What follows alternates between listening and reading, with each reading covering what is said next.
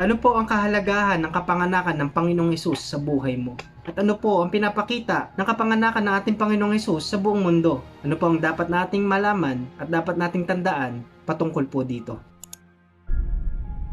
Sa pag-aaralan po natin, mahalaga po na malaman natin at matandaan po natin kung ano po ang sinasabi patungkol po sa kapanganakan ng Panginoong Hesus. Ano ang pinapaabot nito sa lahat ng tao, lalo na po sa atin bilang mananampalataya ng Panginoong Hesus. Tatlong bagay po ang pag-uusapan po natin at dapat po nating tandaan kung ano po ang kahalagahan ng kapanganakan ng Panginoong Hesus. Una na po dyan mga kapatid, na merong Diyos na nagkatawang tao para po sa atin. Nasabi po ng John chapter 1 verse 1 hanggang 2. Nang pasimula, naroon na ang tinatawag na salita.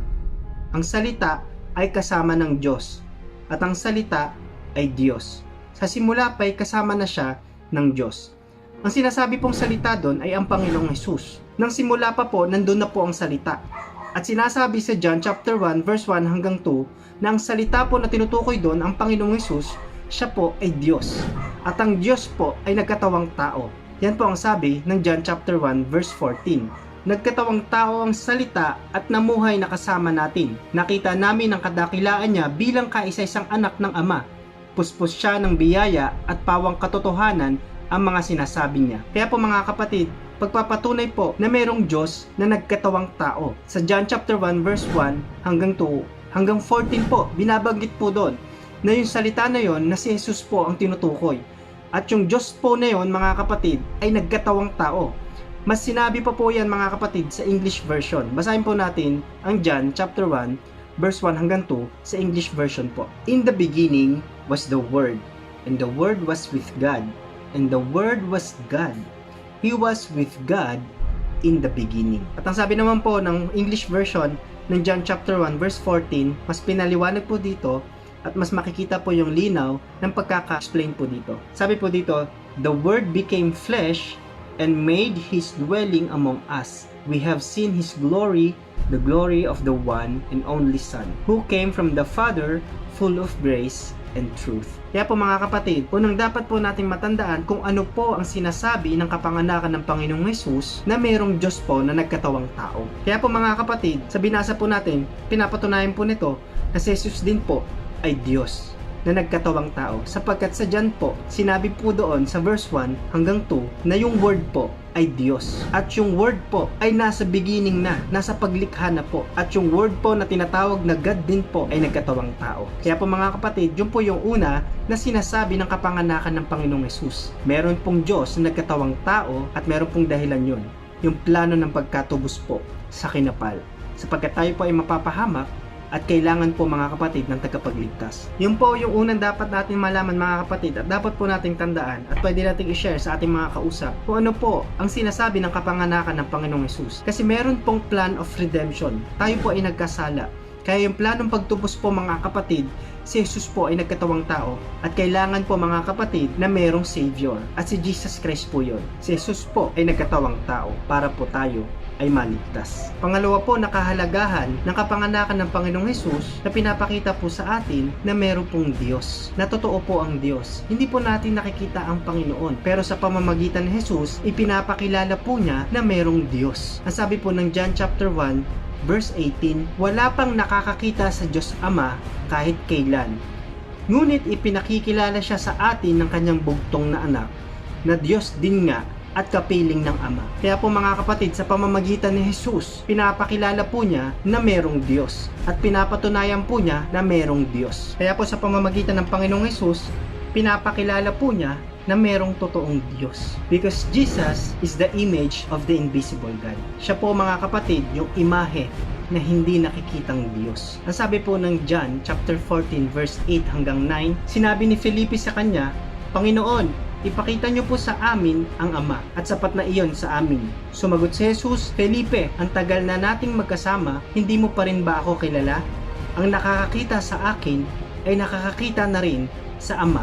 Paano mo nasabing ipakita ko sa iyo ang Ama? Kaya po sa bersikulong iyon, siya po mga kapatid, yung imahe ng Diyos na hindi nakikita. Kaya po yun po yung pangalawang kahalagahan ng kapanganakan ng Panginoong Hesus. Pinapakita po nito sa atin mga kapatid na merong totoong Diyos. Sa pamamagitan ng Panginoong Hesus, pinapatunayan na totoo po ang Diyos. Because Jesus is the image of the invisible God. Panghuli po mga kapatid, kung ano po yung halaga ng kapanganakan ng Panginoong Hesus at kung ano po ang nire-reveal sa atin nito na tayo po ay tumanggap ng grasya ng Diyos, ng biyaya ng Panginoon. Tayo po ay nakakamit mga kapatid ng grace. Nasabi po ng John chapter 1 verse 16 hanggang 17, sa kasaganaan ng kanyang biyaya ay tumanggap tayong lahat ng sunod-sunod na pagpapala. Ibinigay sa atin ng Diyos ang kautusan sa pamamagitan ni Moises, ngunit ang biyaya at katotohanan ay napapa sa atin sa pamamagitan ni Jesucristo. Kaya po sa panghuli mga kapatid, nakahalagahan na pinapakita po sa atin ang kapanganakan ng Panginoong Hesus, tayo po ay nakatanggap ng biyaya ng Diyos. Ang ibig sabihin po ng biyaya mga kapatid, yung wala po tayong pinaghirapan. Wala po tayong mga kapatid na ginawa pero merong binigay ang Panginoon. Ito po ay libre. Ito yung regalo ng Diyos, ang Panginoong Hesus. Ang kapanganakan ng Panginoong Hesus mga kapatid, pagpapakita po yan, tayo po ay binigyan ng biyaya ng Panginoon. Kasi po mga kapatid, sa grace ng Panginoon, diyan po nakapaloob yung matinding pag-ibig ng Panginoon sa atin. Matinding pag-ibig ng Diyos sa tao. Bagamat nagkasala po ang tao, pero gusto ng Diyos maligtas ang tao sa tiyak na kapahamakan. Kaya po ang kapanganakan ng Panginoong Hesus ay pagpapakita ng grasya ng Panginoon. Nasabi po ng Romans chapter 6 verse 23, "For the wages of sin is death, but the gift of God is eternal life in Christ Jesus our Lord." Mga kapatid, doon po sinasabi na yung grace ng Panginoon, yung biyaya ng Diyos ay libre sa pamamagitan po ng Panginoong Hesus. Kaya po ang kapanganakan ng Panginoong Hesus, ang pagkakatawang tao po niya ay pagpapakita na tayo po ay tumanggap ng biyaya ng Panginoon. Alam po natin mga kapatid na tayo po ay mapapahama, pero sa pamamagitan ng Panginoong Hesus, tayo po ay magkakaroon ng buhay na walang hanggan. Nagkaroon po tayo ng kaligtasan. Kaya po mga kapatid, sa kapanganakan ng Panginoong Hesus, pinapakita po sa atin, una po mga kapatid, merong Diyos na nagkatawang tao. Kaya nagkatawang tao po ang Panginoong Hesus para po sa plano ng pagkatubos po natin. Para po tayo ay maligtas. Pangalawa mga kapatid, pinapatotohanan at pinapakita po sa atin ng kapanganakan ng Panginoong Hesus na totoo po ang Diyos. Na totoo po mga kapatid na merong Diyos. At pinapatunayan po yon at pinapakilala ng Panginoong Hesus sa atin na merong Diyos. Because Jesus is the image of the invisible God. Pangatlo po mga kapatid, na tayo po ay tumanggap ng biyaya ng Panginoon. Sa kapanganakan ng Panginoong Hesus, tayo po ay nabiyayaan. Kaya po, yan po mga kapatid, yung gustong iparating sa atin ng kapanganakan ng ating Panginoong Hesus. Kaya po mga kapatid, ang kahalagahan ng kapanganakan ng Panginoong Hesus, nire-reveal po sa atin ito kung gaano po kamahal ng Diyos ang tao. Kaya po merong isinilang at merong nagkatawang tao na Diyos at ang Panginoong Hesus po yun dahil sa pagmamahal niya po sa tao para po sa pagkaligtas at pagkatubos po natin sa tiyak na kapahamakan.